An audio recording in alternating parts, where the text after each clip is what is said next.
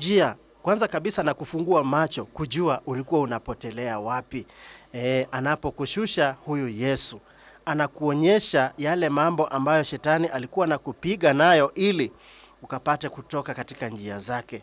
Yesu anapokushusha, kiburi cha maisha hautakuwa nacho, kwa sababu amefanya nini? Amekushusha, amekufanya wake. Anapokufanya wake, tamaa ya macho haitakuwa. Tamaa itakuwa kwa neno lake Mwenyezi Mungu. Na kwa kufanya hivyo atakuwa amekuokoa kutoka katika makucha ya huyu mamba ambaye yuko kivukoni, ambaye anakuzuia usipate kuvuka ng'ambo.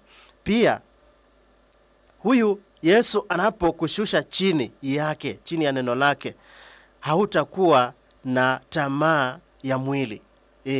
Tamaa itakuwa kwa neno lake. Kila wakati utakuwa unatamani tu neno lake Mwenyezi Mungu. Unapoona ya kwamba haya mambo matatu yanakulemea, ujue ya kwamba haujashushwa chini ya utunzi wake Yesu Kristo. Lakini haya mambo matatu ukipata ya kwamba hayamo kamwe ndani mwako, utajua ya kwamba tayari Kristo amekushusha chini ya uongozi wake. So wakati haya mambo yanakulemea, unapata ya kwamba unajitenga na wenzako, na unapata ya kwamba hakuna umoja kati yako na wenzako. Yaani shetani anajaribu kukuseparate, kukutenga na Wakristo wenzako katika kanisa ama katika kijiji, in the community. Na pia anasababisha ya kwamba unajiondoa. Mambo ambayo mlikuwa mnatenda kwa upamoja, unajiondoa. Unakuwa peke yako, you become independent. Na kwa kufanya hivyo unapoteza hamu yako ya Ukristo. Unaona? Hamu yako ambayo ilikuwa inasababisha mambo ya Kikristo, unajazwa nayo. Hiyo hamu imepotea. Hamu ya kushiriki neno la Mungu na wenzako inapotea. Unajua wewe hauwezi kujihubiria wewe tu mwenyewe kweli. Unajiambia leo hii nitajihubiria katika kitabu cha John 3:16. Ebu anza kivyako tuone kama utajihubiria na tena uelewe na ujijibu na usikie. Lazima pawe na mtu wa pili, wa tatu, ili mnapowasiliana na kutangamana hivyo, unapata ya kwamba neno la Mungu linakuingia vizuri na unalitenda kulingana na vile limekuja. Lakini shetani naye anataka akutenge ili ukajitendee mwenyewe, ili hiyo hamu ipotee. Hamu ya kuwa na fellowship na wenzako ipotee.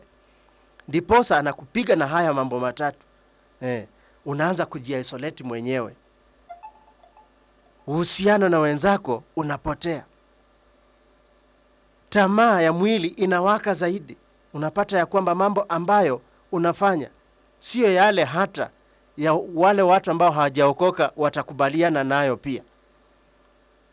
Kitu kingine, shetani anataka wewe ukaanze kuingilia maisha ya kuwa muongo katika jamii.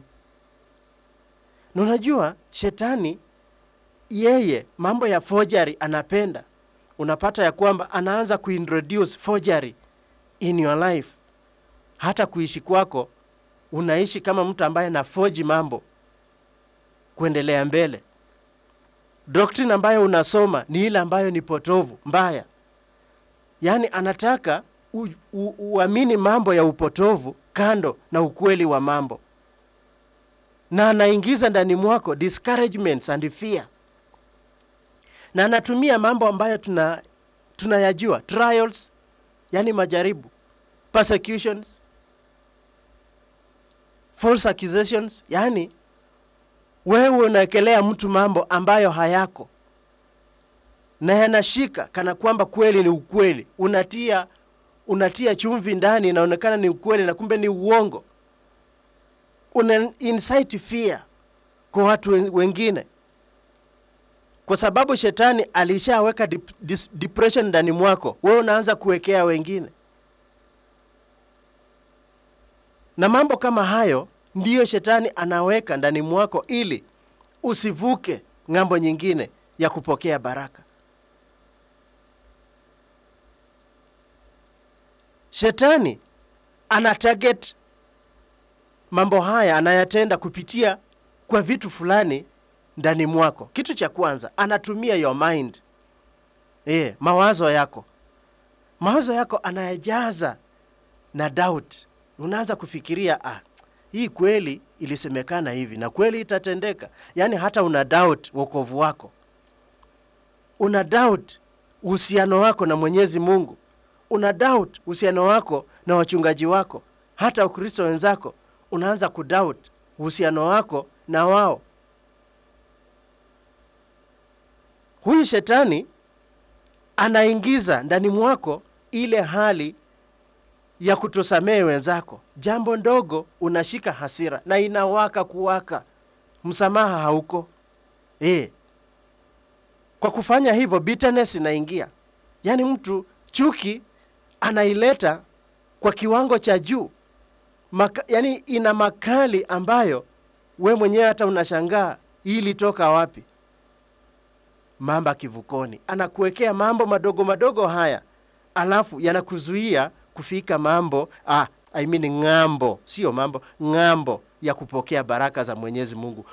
Anakuzuia usiingie mbinguni. Huyu mamba kivukoni. Anatumia hata neno la Mungu kujaribu kukupotosha kutoka kwa ukweli. Kumbuka pia alimwambia Yesu. Alitumia tu neno la Mungu akitaka kumsway Yesu, to sway Jesus away from the truth. Alitaka kumzuia kabisa amtoe kwa ukweli.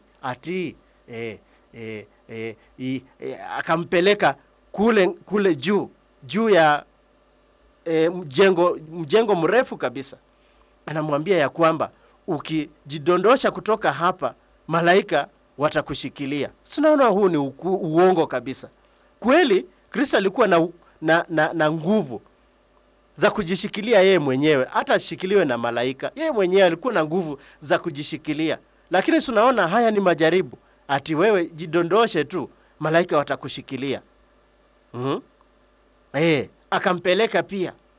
Anamuonyesha milki zote za ulimwengu, mataifa, utajiri. Anamwambia, Bwana, ukiniinamia hizi zote nitakupokeza, zitakuwa za kwako.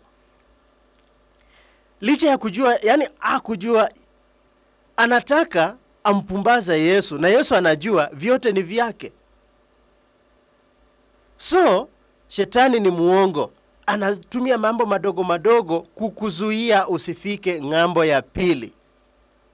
Nitarudia tu kile kibao cha mamba kivukoni. Kuna sehemu ambayo inasema ya kwamba Yesu amesimama ng'ambo ya pili. Anakungojea, na wewe unazuiliwa katika kivuko. Usivuke, usimfikie yeye. Nitakicheza tu hapo baadaye. Lakini nataka ujue haya mambo madogo madogo ndiyo yanayokuzuia usifike katika destiny yako, usifikie destiny yako. Heri mtu yule asiyekwenda katika shauri la shetani. Na shetani anatumia wale ambao ni wakaribu na wewe. Wakati wanaongea unawasikiza, na wakati unawasikiza unaingiza yale maarifa yao ya uongo. Unapata ya kwamba hapo mbele kumpokea Yesu hautafika. Kwa hivyo kuna kibao chenye kinasema ya kwamba heri mtu yule asiyekwenda. Wacha nikusukumie kwa ufupi kabisa, alafu tutaendelea mbele.